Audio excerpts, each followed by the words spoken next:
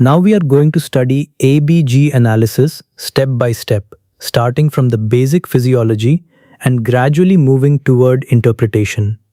In this part 1, we will build the foundation we need before interpreting an ABG report. Imagine a kitchen where food is being cooked. During cooking, food is prepared, but at the same time, waste products are also generated.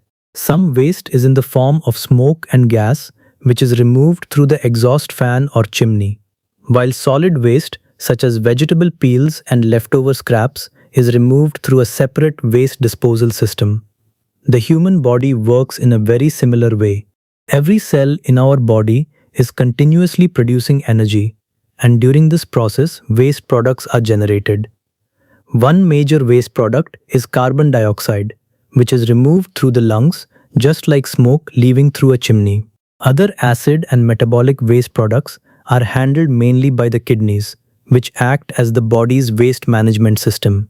For our body to function normally, these waste products must be removed efficiently. Otherwise, they begin to accumulate and disturb the body's internal environment, especially the acid-base balance.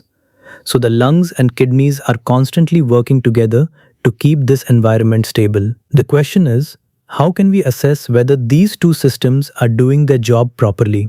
The test that allows us to evaluate both the lungs and the kidneys simultaneously is the arterial blood gas analysis, or ABG. In simple words, ABG is the body's waste management inspection report. It tells us how well the lungs are removing carbon dioxide, how the kidneys are maintaining acid-base balance, and whether the body is receiving adequate oxygen. As long as the lungs are effectively removing carbon dioxide and the kidneys are effectively excreting acids and regulating bicarbonate, the body maintains a stable internal environment. But what happens if the waste removal system begins to fail? Suppose the chimney becomes blocked. Smoke can no longer escape efficiently, so it starts accumulating inside the kitchen. Gradually, the air becomes polluted, visibility decreases, and the environment becomes unhealthy. In the body, a similar situation occurs when the lungs cannot remove carbon dioxide properly.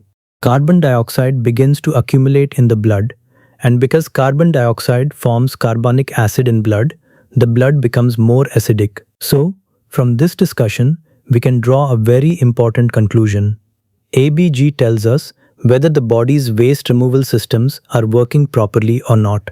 In other words, ABG gives us a direct assessment of three essential functions: oxygenation, ventilation, and acid-base balance. If carbon dioxide starts accumulating, ABG will detect it. If metabolic acids begin to accumulate because the kidneys are not compensating properly, ABG will detect that as well. And if oxygen transfer from the lungs into the blood is impaired, ABG will identify that too. That is why ABG is such a powerful bedside investigation. It is not just a laboratory report with a few numbers. It is a physiological report card of how well the lungs and kidneys are maintaining the body's internal environment. Once we understand this concept, ABG interpretation becomes much easier because every value in the ABG report is essentially telling us whether the lungs, the kidneys, or both are failing to maintain normal physiology. Imagine that we have taken a sample of arterial blood and the analyzer has generated this report. At first glance, these numbers may seem confusing, but every value is answering a very specific physiological question. The pH tells us whether the blood is acidic, alkaline, or normal. The partial pressure of arterial carbon dioxide tells us how effectively the lungs are removing carbon dioxide, so it reflects ventilation. The bicarbonate tells us how the kidneys are regulating acid-base balance, so it represents the metabolic or renal component. The partial pressure of arterial oxygen tells us how much oxygen has entered the arterial blood, and the arterial oxygen saturation tells us what percentage of hemoglobin is carrying oxygen. So, when you look at an ABG report, you should not think of it as a collection of random numbers. Think of it as a physiological summary of the body's respiratory and renal function. These 5 parameters are the foundation of ABG interpretation, and throughout this lecture, we will learn how each one changes in different diseases and what those changes mean clinically. Now, before we learn how to interpret an ABG report, we first need to understand what each parameter in the report actually means. We need to know what partial pressure of arterial carbon dioxide really is, what partial pressure of arterial oxygen represents, what oxygen saturation means, and why these parameters are important. Once we understand how these parameters behave under normal conditions, it becomes much easier to recognize what has gone wrong when the values become abnormal. So, we are going to study these parameters in a systematic way. First, we will understand how pulmonary gas exchange occurs, because everything else in the ABG report depends on this process. So, let's begin with the most fundamental process in respiratory physiology, pulmonary gas exchange. Every cell in our body continuously produces energy, and this process requires oxygen. During energy production, cells generate carbon dioxide as a waste product. Therefore, the body must continuously deliver oxygen to the tissues and remove the carbon dioxide produced by those tissues. This is the primary function of the lungs and the circulation. Let us follow this process step by step. The journey begins when we inhale air from the environment. The inhaled air travels through the nose, pharynx, larynx, trachea, bronchi, and bronchioles, and eventually reaches the alveoli, which are the tiny air sacs present at the ends of the respiratory tree. These alveoli are the functional units of the lungs and are the sites where gas exchange occurs. Each alveolus is surrounded by a dense network of tiny blood vessels called capillaries. The wall of the alveolus and the wall of the capillary are extremely thin and lie in very close contact with each other. Together they form the alveolar-capillary membrane. This membrane is specially designed to allow gases to move rapidly between the air in the alveoli and the blood in the capillaries. When fresh air reaches the alveoli, it contains a high concentration of oxygen. The blood arriving at the pulmonary capillaries from the body contains relatively less oxygen and more carbon dioxide because it has already supplied oxygen to the tissues. As a result, oxygen moves across the alveolar-capillary membrane from the alveoli into the blood. This movement occurs by diffusion, which means oxygen moves from an area of higher concentration to an area of lower concentration. Once oxygen enters the blood, it is transported throughout the body by the circulation and delivered to the tissues. The cells then use this oxygen for cellular metabolism and energy production. During this metabolic process, carbon dioxide is generated as a waste product. The carbon dioxide produced by the tissues diffuses into the blood and is carried back to the lungs through the venous circulation.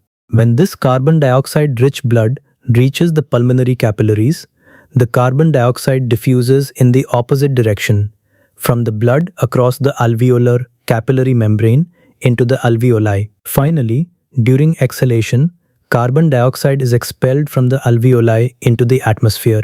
So, pulmonary gas exchange is essentially a continuous two-way exchange process.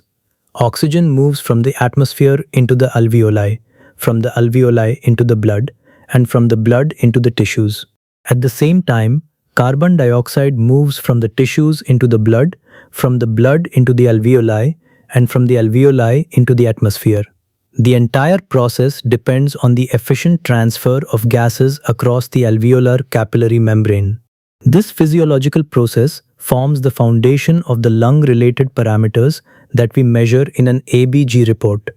Now the question is, how does oxygen move from the alveoli into the blood, and how does carbon dioxide move from the blood back into the alveoli? In other words, what actually makes these gases move across the alveolar-capillary membrane? The answer is partial pressure. Before we understand partial pressure of arterial oxygen and partial pressure of arterial carbon dioxide on an ABG report, we need to understand what partial pressure actually means. Air is a mixture of different gases, and each gas contributes a portion of the total pressure. That individual contribution is called its partial pressure. Imagine there are three groups of people, white, black and brown, and all three groups are pushing against the same wall. Each group contributes some amount of force to the wall. The total force on the wall is the combined force from all three groups. But if we want to know how much force is being contributed by the white group alone, we look only at the force generated by that group. That individual contribution or individual pressure is similar to what we mean by partial pressure. Now apply this to air. Air contains several gases, mainly nitrogen, oxygen, and a small amount of carbon dioxide. All of these gases together produce the total atmospheric pressure, but each gas contributes its own portion of that pressure. That individual contribution is called the partial pressure of that gas. So, when we say partial pressure of arterial oxygen, we are asking how much of the pressure in arterial blood is contributed by oxygen molecules. And when we say partial pressure of arterial carbon dioxide, we are asking how much of the pressure in arterial blood is contributed by carbon dioxide. And now comes the most important point. Gases naturally move from an area where their partial pressure is higher to an area where it is lower. So, at the alveolar-capillary membrane, the air inside the alveoli has a higher partial pressure of oxygen than the blood arriving in the pulmonary capillaries. Therefore, oxygen moves down its partial pressure gradient from the alveoli into the blood. At the same time, the blood arriving at the alveoli contains a higher partial pressure of carbon dioxide than the alveolar air. So carbon dioxide moves in the opposite direction from the blood into the alveoli and is then exhaled. In simple terms, oxygen moves into the blood because its partial pressure is higher in the alveoli, while carbon dioxide moves out of the blood because its partial pressure is higher in the blood. This movement continues down the pressure gradient until the partial pressures approach equilibrium. And this is exactly why the ABG report gives us FiO₂ and FiCO₂. These values provide us with important information about how effectively this pulmonary gas exchange is occurring. Now that we understand that gases move according to their partial pressure gradients, let's follow carbon dioxide more closely, because this is particularly important for understanding FiCO₂ on an ABG. We know that our tissues continuously produce carbon dioxide as a waste product. This carbon dioxide is carried by the blood to the lungs, where it moves from the pulmonary capillaries into the alveoli. The diffusion of carbon dioxide across the alveolar-capillary membrane is extremely efficient. So under normal circumstances, getting carbon dioxide from the blood into the alveoli is not the main problem. The important question is, how do we actually get that carbon dioxide out of the alveoli and into the atmosphere? The answer is through ventilation. Once carbon dioxide reaches the lungs, it has to be removed from the body. Remember, carbon dioxide has already moved from the blood into the alveoli. Now we simply need to breathe it out. So, we inhale fresh air and then we exhale the air containing carbon dioxide. This process of bringing air into the alveoli and taking it back out is called ventilation. Therefore, the amount of carbon dioxide in our arterial blood, which we measure as FiCO₂, mainly depends on how well we are ventilating. If we breathe adequately, we continuously remove carbon dioxide and FiCO₂ stays within the normal range. But if our breathing becomes too slow or too shallow, we cannot remove enough carbon dioxide. Carbon dioxide starts accumulating in the blood and FiCO₂ rises. This is called hypoventilation. On the other hand, if we breathe faster or deeper than necessary, we remove more carbon dioxide, so FiCO₂ falls.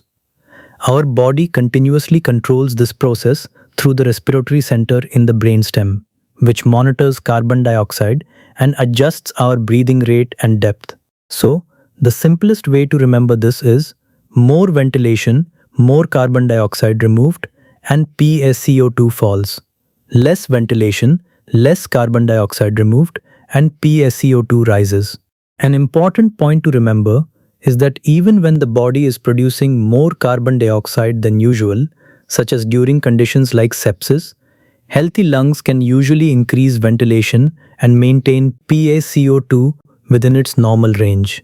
Therefore, whenever you see a high PaCO2 on an ABG, your first thought should be, is the patient ventilating properly? Now that we understand that PaCO2 is mainly controlled by ventilation, let's look at an important special situation. Normally, carbon dioxide is one of the most important signals that controls our breathing. So, if partial pressure of arterial carbon dioxide in the blood starts to rise, the receptors that detect carbon dioxide send signals to the respiratory center in the brainstem. The respiratory center then sends signals to the respiratory muscles, telling them to increase the rate and depth of breathing. In other words, we start breathing more, which increases alveolar ventilation and allows us to blow off the excess carbon dioxide. As carbon dioxide is removed, PaCO2 comes back toward normal. Now imagine a patient who has had a high partial pressure of arterial carbon dioxide for a very long time, as can occur in chronic lung disease. Because the carbon dioxide level remains elevated for a prolonged period, the carbon dioxide sensitive receptors gradually become less sensitive to the high PaCO2. So, the respiratory center does not respond to the elevated carbon dioxide as strongly as it normally would. In this situation, the body starts relying more on the oxygen level in the blood as an additional stimulus to breathe. In other words, low oxygen becomes an important signal telling the patient, you need to keep breathing. So, in a patient with chronic carbon dioxide retention, when ventilation becomes inadequate, carbon dioxide starts to rise and oxygen starts to fall. That fall in oxygen is detected by specialized oxygen-sensitive chemical receptors, which then send signals to the respiratory center in the brainstem. The respiratory center responds by sending signals to the respiratory muscles to increase the rate and depth of breathing. This increased ventilation helps bring more fresh air into the alveoli and remove more carbon dioxide from the body.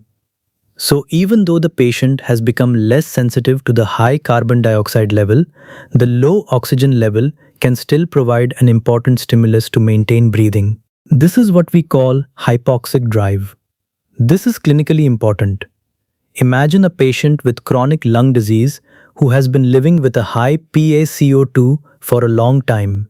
Their carbon dioxide receptors have become less sensitive, so their body is relying more on low oxygen as a stimulus to maintain breathing. If we suddenly give a large amount of supplemental oxygen, in this case, the blood oxygen level rises, the oxygen-sensitive receptors no longer detect the same degree of low oxygen. The respiratory center therefore receives less stimulation from this particular pathway to increase ventilation. Now, if ventilation falls, the patient removes less carbon dioxide from the alveoli and PaCO2 can rise further.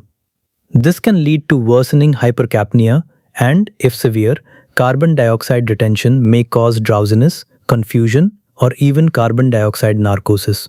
So the important clinical message is, in a patient with chronic carbon dioxide retention, oxygen should be given carefully and in a controlled manner rather than simply giving unlimited oxygen.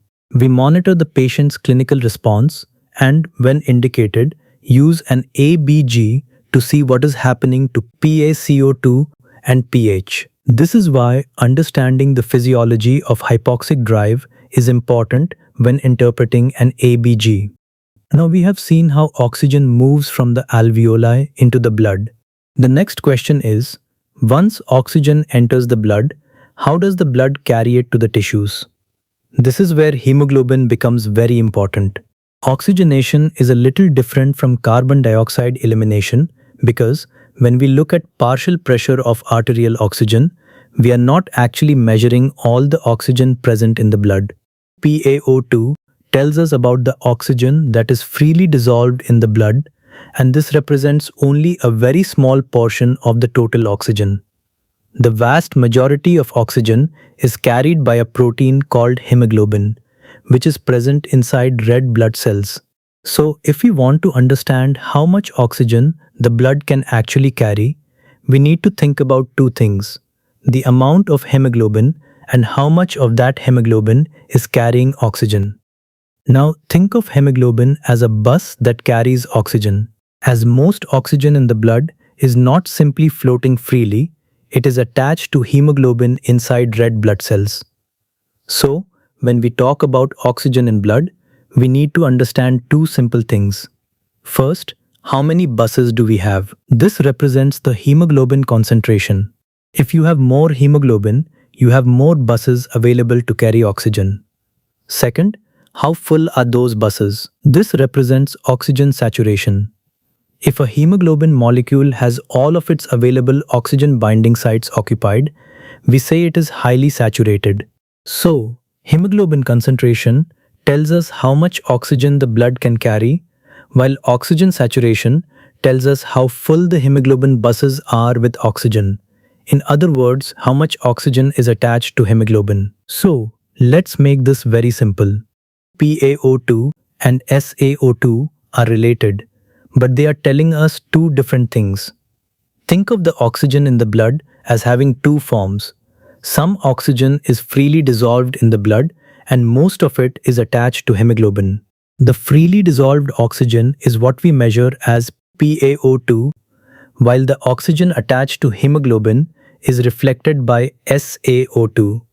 So, if the SaO2 is 100%, almost all the available oxygen binding sites on hemoglobin are occupied.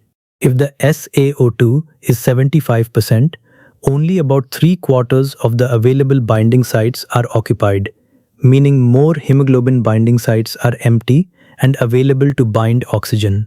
Now, if the amount of freely available oxygen falls, there is less oxygen available to attach to hemoglobin, so hemoglobin becomes less saturated. Therefore, when PaO2 falls, SaO2 generally falls as well. In the same way, when PaO2 rises, more oxygen can bind to hemoglobin and SaO2 rises. So remember this simple sequence. PaO2 tells us how much oxygen is freely available in the blood, and SaO2 tells us how much oxygen is attached to hemoglobin. And also, don't think low SaO2 means more oxygen is freely available. Instead, remember, low PaO2 means less free oxygen is available, so less oxygen binds to hemoglobin and SaO2 falls. Now, what is the clinical importance of this?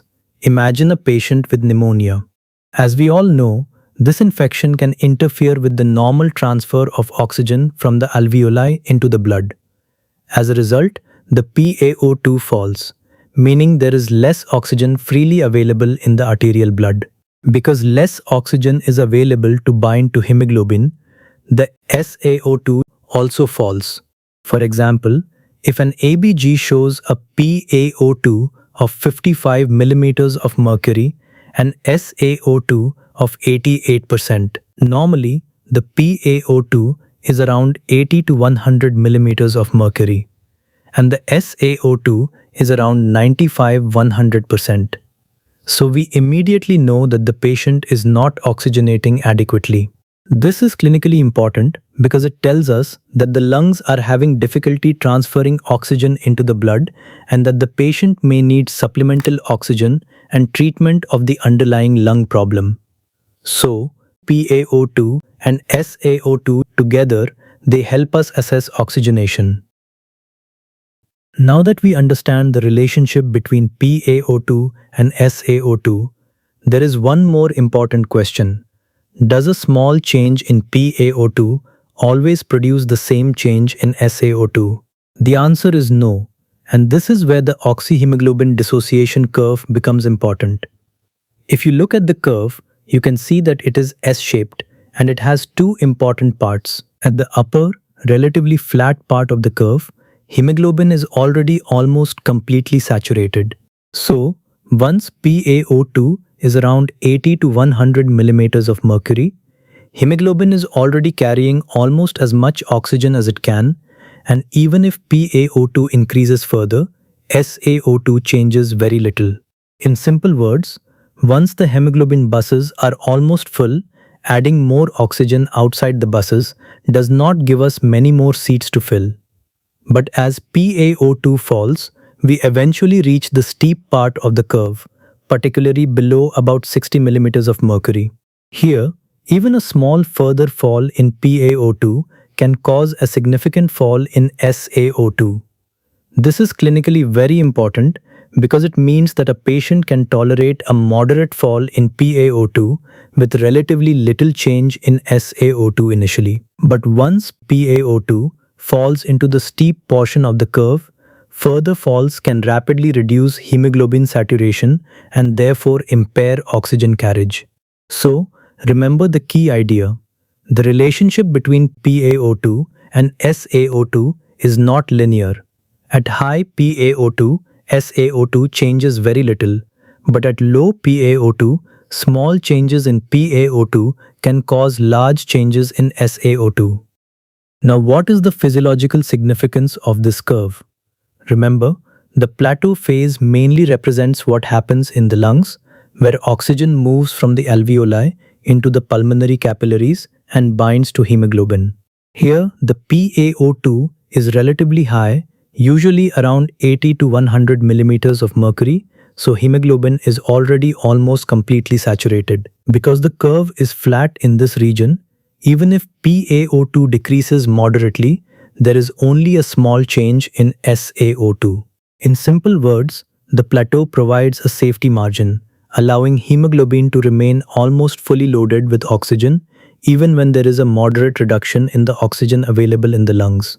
Now, as this oxygenated blood leaves the lungs and travels through the arteries towards the tissues, the PaO2 naturally begins to decrease.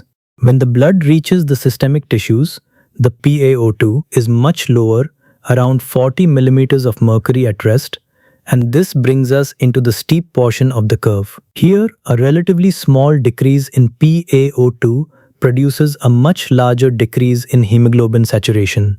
And physiologically, this is exactly what we want.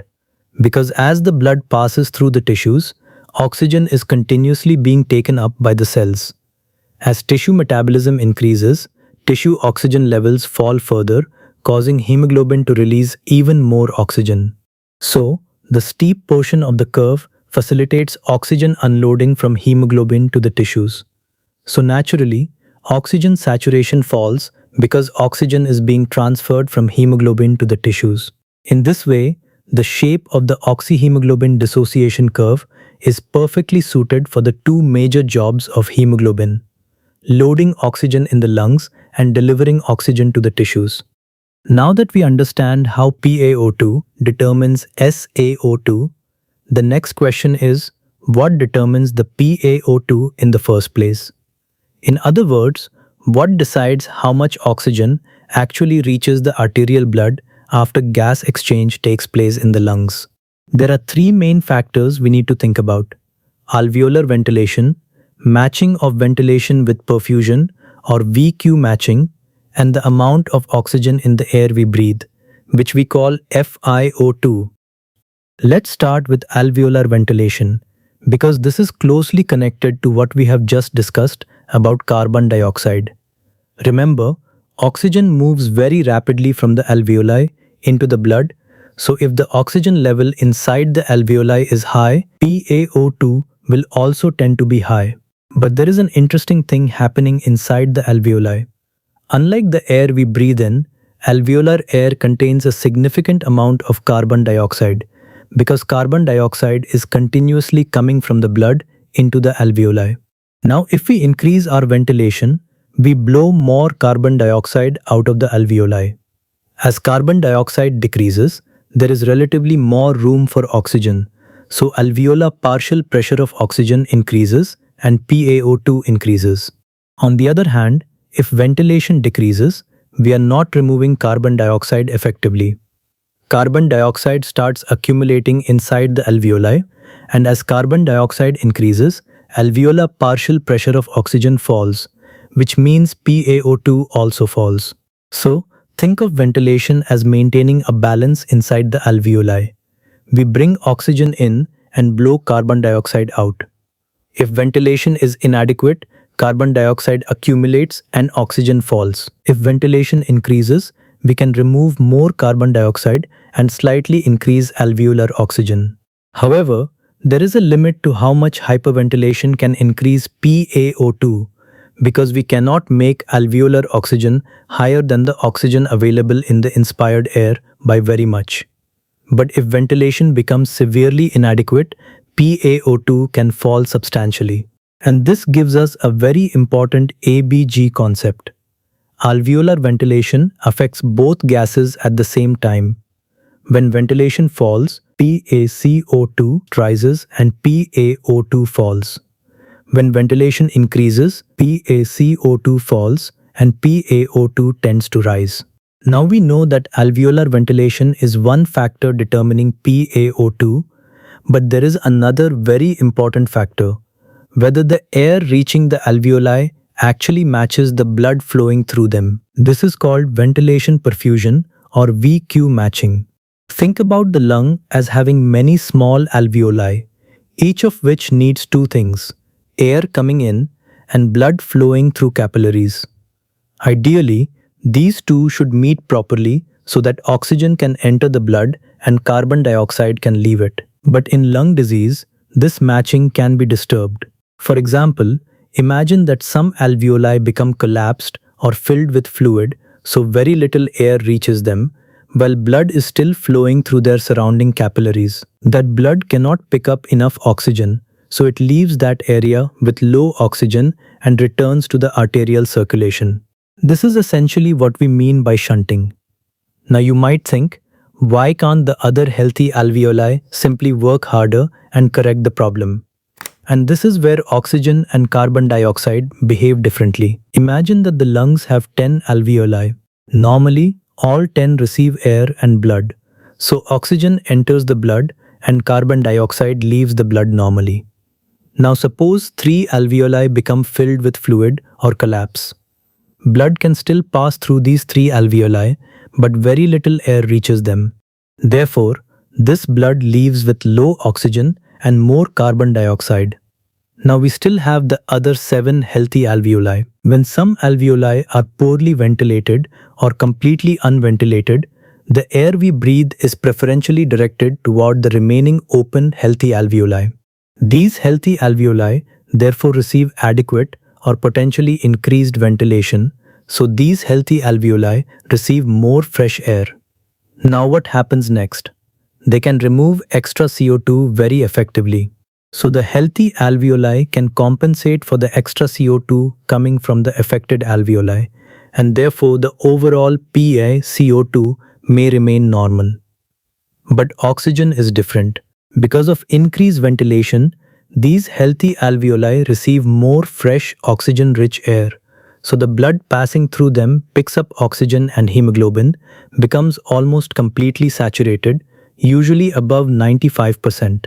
So even if we give these healthy alveoli even more air, they cannot put much more oxygen onto hemoglobin, as the buses are already almost full. Therefore, they cannot compensate for the poorly oxygenated blood coming from the affected alveoli. When the poorly oxygenated blood mixes with the normally oxygenated blood, the overall PaO2 and SaO2 fall. So, the important point to remember is ventilation perfusion mismatch mainly causes a problem with oxygenation, that is, PaO2 falls, while PaCO2 can remain normal if overall alveolar ventilation is maintained. Clinically, this is important because it explains why a patient can have significant lung disease and a low PaO2 even when their PaCO2 is still normal. So, when you see this pattern on an ABG, think the patient may have an oxygenation problem due to ventilation perfusion mismatch, even though ventilation, judged by PaCO2, is still being maintained. Now that we understand how ventilation and ventilation perfusion matching affect PaO2, there is one more important factor we need to consider.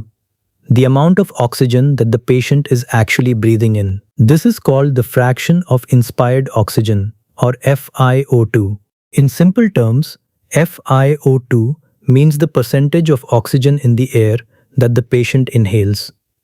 When we breathe normal room air, the FiO₂ is about 21%. But when we give supplemental oxygen through an oxygen device, we can increase the FiO₂ above 21%. Now suppose a patient has a low PaO₂ because of inadequate ventilation. Increasing the FiO₂ can increase the amount of oxygen reaching the alveoli and can therefore improve PaO₂. However, there is an important difference when the problem is inadequate ventilation. If the patient is not ventilating properly, simply giving more oxygen may improve the PaO₂, but it does not solve the problem of removing carbon dioxide.